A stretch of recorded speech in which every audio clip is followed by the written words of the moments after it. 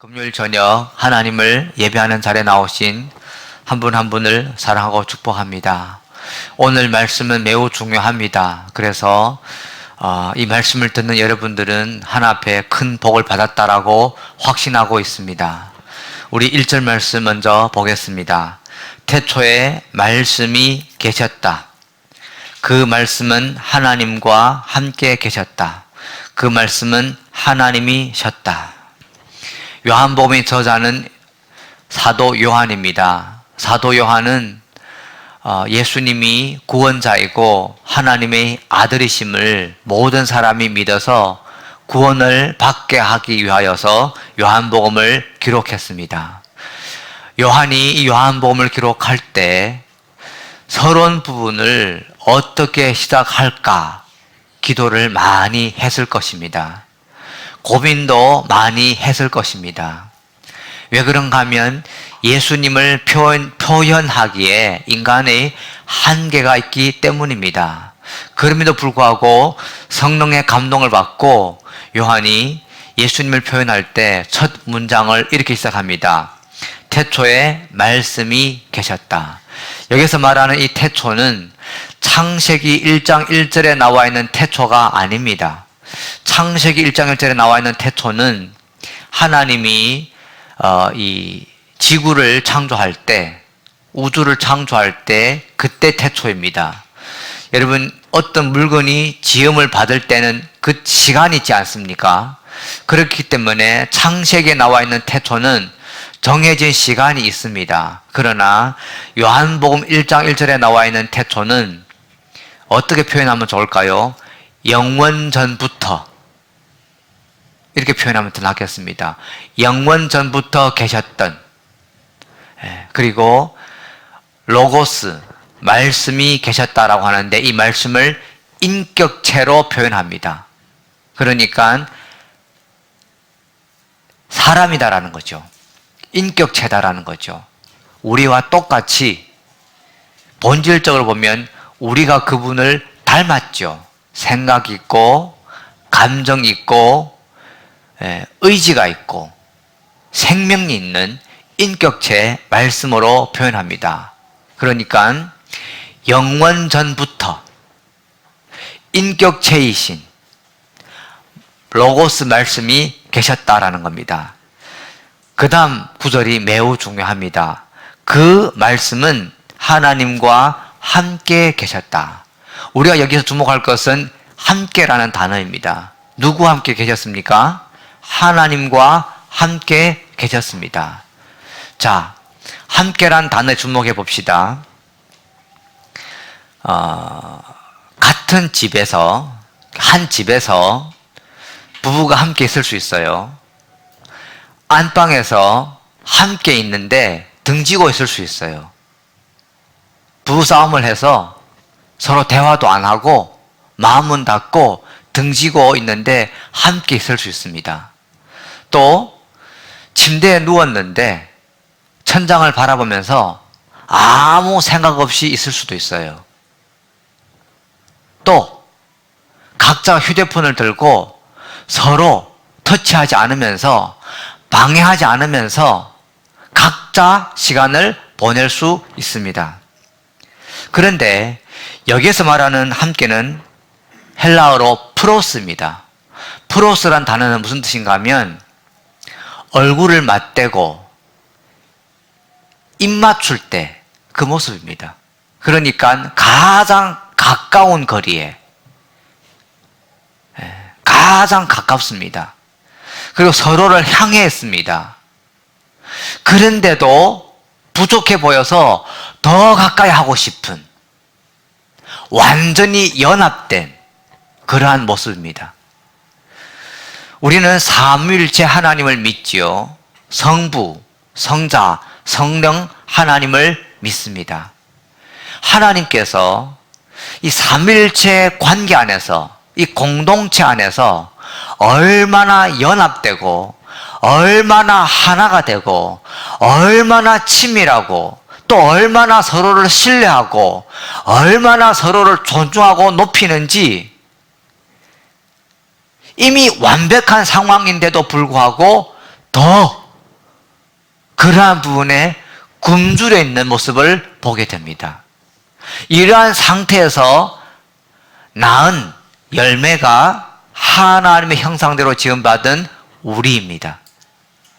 오늘 우리의 존재는 하나님의 이러한 완전한 사랑, 완전한 친밀감 안에서 결실 맺은 우리가 하나님의 자녀인 줄 믿습니다. 그러므로 하나님의 뜻 가운데 하나님은요, 아담에게 이렇게 얘기합니다. 혼자 거하는 것, 좋다 안 좋다? 독신하는 것이 복이 안 좋다라는 겁니다. 그래서 하와를 만들었습니다. 여러분, 부부는 이위일체입니다. 삼위일체 하나님은 세 분인데 하나입니다. 부부는 두 사람인데 하나인 거예요. 할렐루야. 그래서 하나님은 우리가 성령 안에서, 예수 그리스도 안에서 두 사람인데 서로 다른 성격 갖고 있지만, 남성, 여성이 다르지만 주 예수님 안에서 또 말씀으로 온전히 하나가 되기를 계획하셨습니다. 그렇게 이루어질 줄 믿습니다. 이게 프로스입니다. 함께 있는 겁니다. 그러니까 얼굴 맞대고 있는데 더 함께하고 있는 모습인 것이죠. 여러분, 이 함께라는 이 단어의 의미가 어디에서 가장 잘 표현됐냐면 십계명에서 잘 표현되어 있습니다. 십계명 첫 번째 계명이 뭡니까? 나 외에 다른 신을 두지 말라라고 했습니다. 여기에서 나 외에 다른 신을 두지 말라고 한 것은 너희 이 코앞에 나만 있고 다른 사람을 두지 말라라는 거예요. 소위 말하면 바람을 피우지 말라라는 겁니다. 할렐루야. 예수님이 태초에 이렇게 하나님과 함께 계셨습니다. 그 다음 그 말씀은 하나님이셨다. 성부 하나님과 다른 성자 하나님이셨다라는 겁니다. 2절에 그는 태초에 하나님과 함께 계셨다. 그러니까 1절을 다시 한번 요약합니다. 왜요? 핵심이고 중요하니까. 그는 태초에 하나님과 함께 계셨다. 여러분, 이 태초에 계셨던 이 말씀은 평범한 한 단어나 한 구절이나 한마디 말이 아니라 태초부터 살아서 활동력 있고 역사하셔서 지금까지 역사하는 움직임 있는 살아있는 말씀입니다.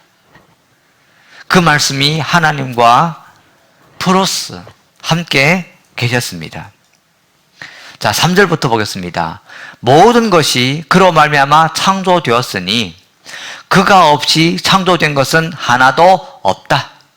창조된 것은 그에게서 생명을 얻었으니 그 생명은 사람의 빛이었다. 그 빛이 어둠 속에서 비치니 어둠이 그 빛을 이기지 못하였다. 3절부터 보면 모든 것이 그분으로 말미암아 창조되었다라고 말씀합니다.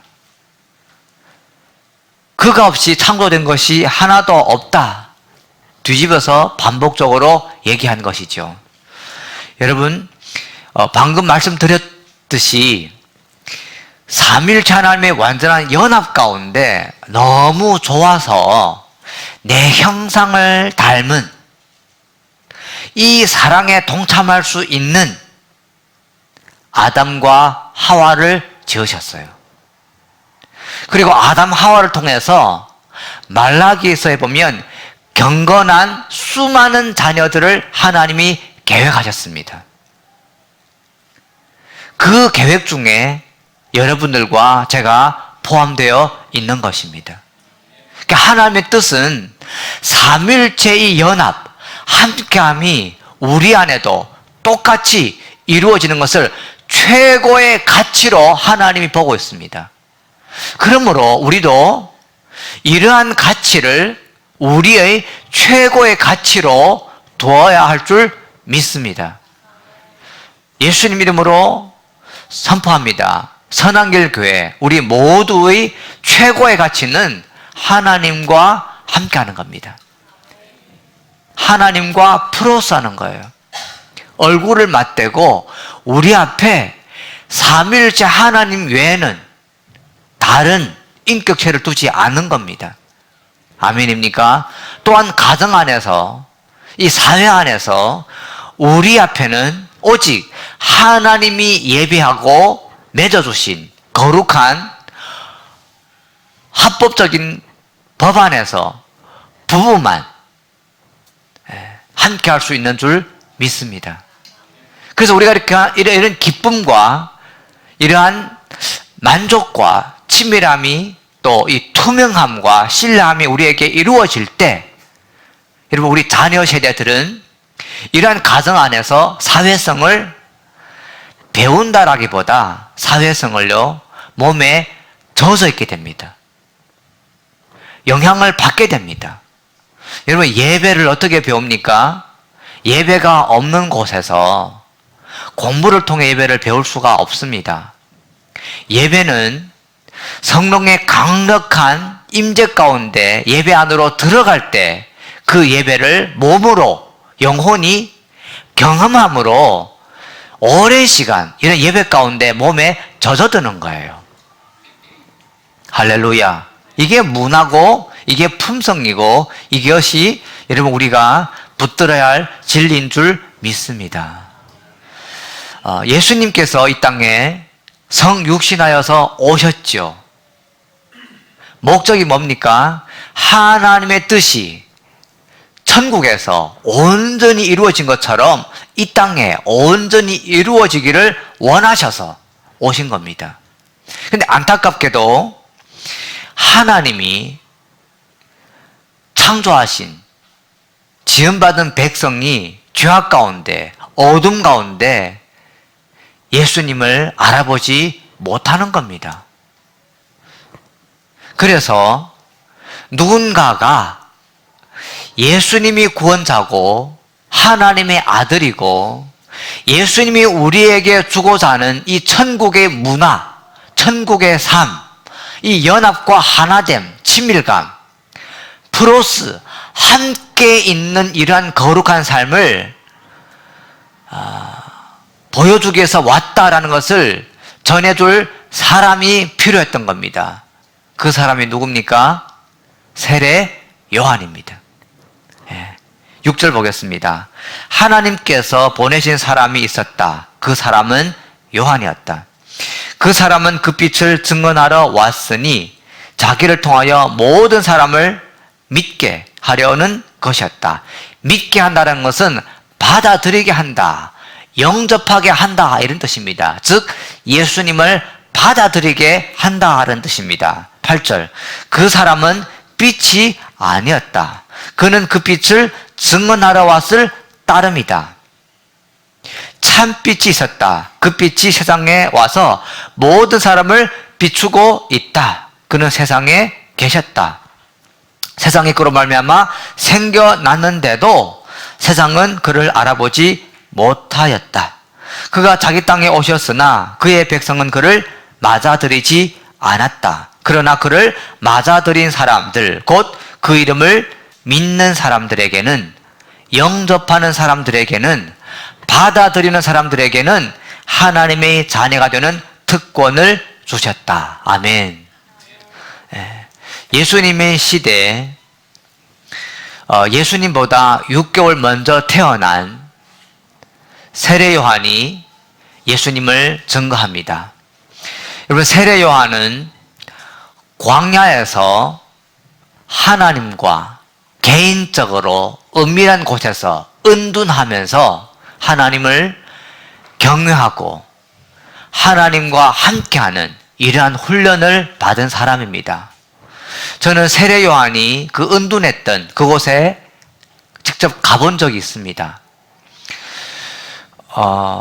세례 요한은요, 어떤 삶을 살았냐면 아침에 일어나면 먼저 침대를 했어요. 매일마다 침대식을 가졌습니다. 그곳에 가보면 이 침대가 이렇게 탕이 있는데, 물론 자연 가운데 있죠. 아침에 일어나면 먼저 침대를 합니다. 그리고 온전한 신앙 고백을 합니다. 나의 옛사람은 죽고 이제는 내가 사는 것이 아니라 그리스도가 내 안에 산다. 아멘. 매일마다 그렇게 했어요.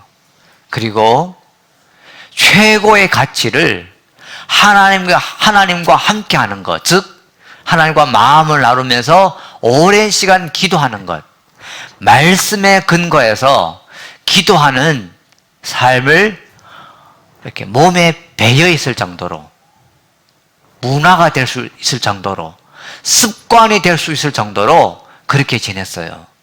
때가 되어서 세례 요한은 예수님을 외칩니다. 예수님의 이름을 외칩니다. 하나님의 어린 양이다라고 외치게 되죠. 할렐루야. 예수님을 영접하는 자들에게는 하나님의 자녀가 되는 특권을 주십니다. 그러니까 하나님의 DNA가 흘러 들어간다는 말씀이겠죠. 우리는 예수님과 똑같은 하나님의 아들이요 딸입니다. 할렐루야. 우리에게는 예수님의 피가 흐르고 예수님의 DNA가 흐르고 예수 생명이 곧 우리 생명입니다. 아멘입니까? 음부의 권세가 교회를 이기지 못하는 것은 우리 안에 예수님의 생명이 있기 때문에 그렇습니다. 예수님은 3일 만에 죽고 3일 만에 죽음에서 부활하셨습니다. 할렐루야. 이렇게 된 것은 어떤 육신이나 정욕으로 된 것이 아니라 하나님의 영으로 된 겁니다. 우리 14절 말씀 함께 읽겠습니다. 시작. 그 말씀은 육신이 되어 우리 가운데 사셨다.